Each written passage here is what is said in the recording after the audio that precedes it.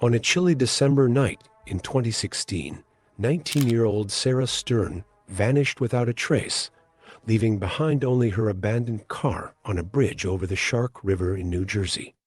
What initially appeared to be a tragic case of suicide or a desperate attempt to start a new life soon unraveled into a chilling tale of betrayal, greed, and cold-blooded murder. At the heart of this mystery lay an unexpected inheritance, a showbox filled with cash left by Sarah's late mother.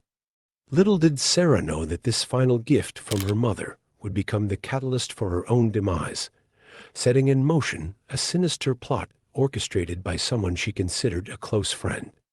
As investigators delved deeper into the case, they uncovered a shocking confession that would expose the dark truth behind Sarah Stern's disappearance and forever shatter the tranquility of her small coastal community.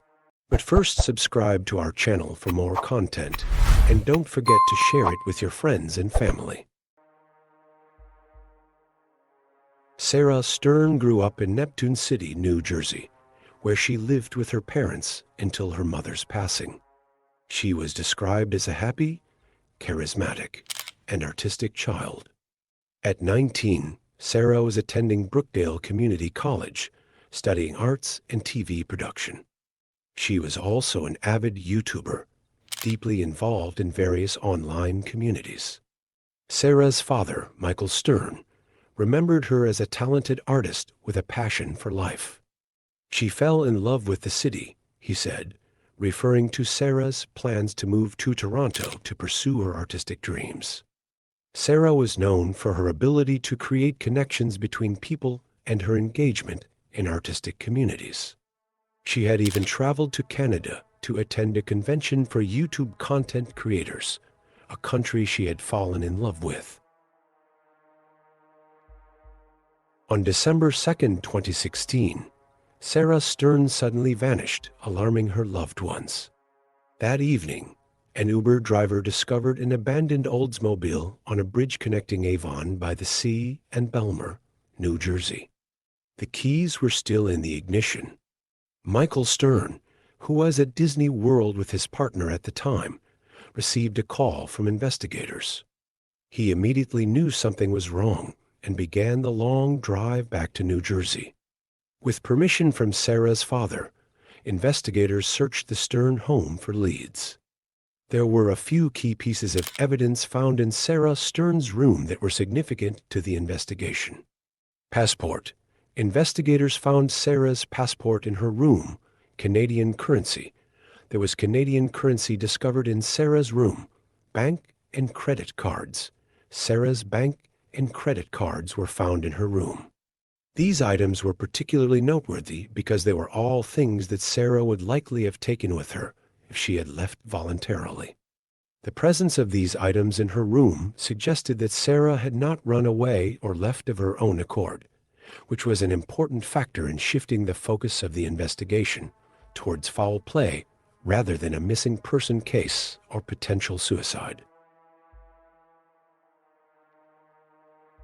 As the search for Sarah began, investigators learned that she had been with her childhood friend, Liam McAdesney, earlier on the day of her disappearance. When questioned, McAdesney claimed he hadn't heard from Sarah since before his shift at a local steakhouse. McAdesney provided conflicting information to the police. He first suggested that Sarah had a poor relationship with her father and might have run away to Canada. Later, he changed his story, implying that Sarah might have taken her own life. He even asked investigators about the likelihood of her body being in the ocean if she had jumped from the bridge. Preston Taylor, another friend of Sarah's who had been her junior prom date, was also questioned. He gave the same suicide theory as McAdesney and then proceeded to cry inconsolably about Sarah's disappearance. The investigation progressed. Detectives uncovered a significant piece of information. On the day she disappeared, Sarah had visited a bank. They learned that she had recently deposited around $25,000, an inheritance from her late mother. This discovery shifted the focus of the investigation. It was no longer just a missing person case. It had become a potential homicide investigation. Investigators discovered that McCadesney was keenly aware of this inheritance. The story of Sarah's inheritance began with a poignant discovery. One day, following the death of her mother, Sarah and McCadesney were doing some cleaning when they stumbled upon a showbox. Inside, they found a substantial amount of cash, old and worn. It turned out that Sarah's mother had left it for her when she knew she was about to pass away. She wanted to ensure that Sarah would be taken care of. Sarah, being responsible, spent some of the money, but deposited the majority of it in the bank. McCadesney was present for every step of this process. Tragically, it seems that from this point on, Sarah was no longer his best friend, but his potential ATM. The case took a dramatic turn when Anthony Curry, a friend of Sarah's and an aspiring filmmaker, came forward with crucial information. Curry revealed that McCadesney had told him about a plan to rob and kill Sarah for her inheritance money. Curry explained that on Thanksgiving, about a week before Sarah disappeared, he had paid McCadesney a visit. During this visit, McCadesney told him all about Sarah's money and how he wanted to get her drunk, strangle her, steal the money, and then throw her over the bridge once he got it. Curry was shocked, but kept quiet out of fear. Investigators devised a plan to get McCadesney to confess. They wired Curry's car with recording devices and came up with various strategies for Curry to have a conversation about Sarah's murder with McCadesney. Initially, Curry tried to get McCadesney to discuss Sarah over the phone, but McCadesney seemed suspicious and suggested they meet in person. The two met in a parking lot where McCadesney hopped into Curry's vehicle and patted him down, telling him that he was checking for a wire. What McCadesney didn't know was that the video and audio recording devices planted in Curry's car were fully functional. In a recorded conversation that would prove pivotal to the case, McCadesney provided a horrifyingly detailed account of Sarah's murder. He told Curry, "I thought I was going to be able to choke her out and have her out in, like, a couple minutes. That's the only time I had my phone. And it took me like half an hour after I hit start on the timer." McCadesney went on to describe the murder in gruesome detail. "I picked her up and had her just like dangling off the ground, and she just said my name, and then that was it." He also revealed his disappointment with the amount of money he stole. "The worst part of it is, I thought I was walking out, 50 grand, 100 grand in my pocket, and I didn't even get a quarter of it." McCadesney coldly explained that the killing had little effect on him. "I don't feel any different. And I don't think about it. You always think you're going to try these new things, and you're going to change." On February 1st, 2017, Liam McCadesney and Preston Taylor were arrested in connection with Sarah's disappearance. McCadesney was charged with 1. First-degree murder. 2. First-degree robbery. 3. First-degree felony murder. 4. Second-degree conspiracy to commit robbery. 5. Second-degree disturbing or desecrating human remains. 6. Third-degree hindering. 7. Fourth-degree tampering with physical evidence. Preston Taylor was charged with robbery and acting as an accomplice. During the trial, the recorded confession played a crucial role. Sarah's stunned family watched the video in horror as McCadesney coldly described her murder. Michael Stern, Sarah's father, reacted to the confession. "I couldn't believe it.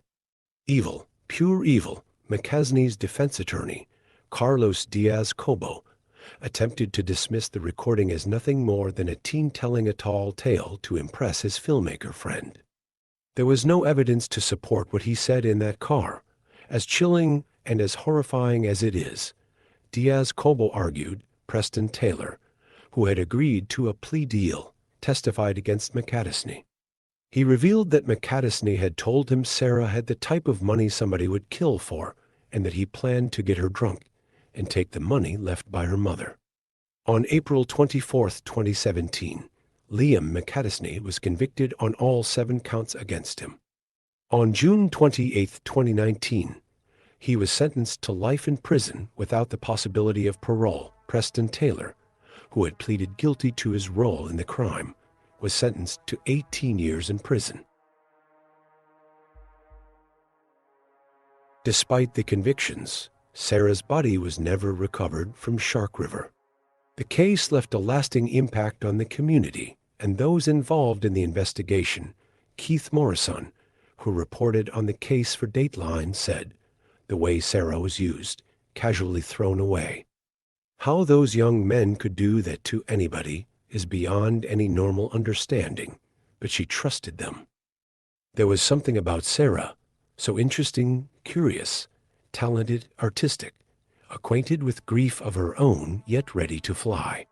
There was nothing cookie-cutter about Sarah. What a life she might have led." Even after the conviction, Liam McAdesney's mother, Megan McAdesney, struggled to accept her son's guilt. In an exclusive interview with 2020, she said, "I do not believe that. In every bone of my body, I do not believe that Liam is capable of killing Sarah Stern, who he loved and adored."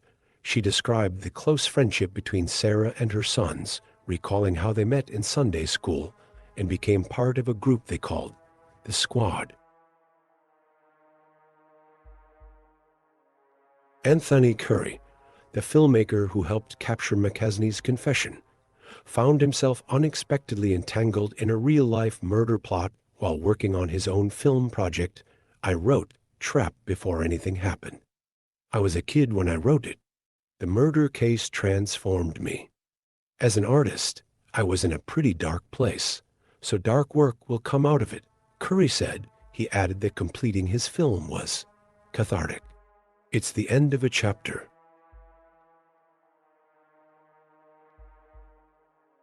In memory of his daughter, Michael Stern established the Sarah Stern Memorial Fund, which provides scholarships to students pursuing art studies. The case of Sarah Stern serves as a tragic reminder of the devastating consequences of betrayal and greed. It highlights the importance of trust in friendships and the unimaginable pain that can result when that trust is broken in the most horrific way possible. Sarah Stern's story, while heartbreaking, also showcases the dedication of law enforcement, the crucial role of community members in solving crimes, and the enduring love of a father for his daughter. Though her life was cut short, Sarah's memory lives on through those who loved her and through the artistic pursuits she was so passionate about. As the community continues to grapple with this tragedy, they remember Sarah not for how she died, but for how she lived as a vibrant, creative young woman with a bright future ahead of her. Her story serves as a poignant reminder of the preciousness of life and the importance of cherishing and protecting those we hold dear.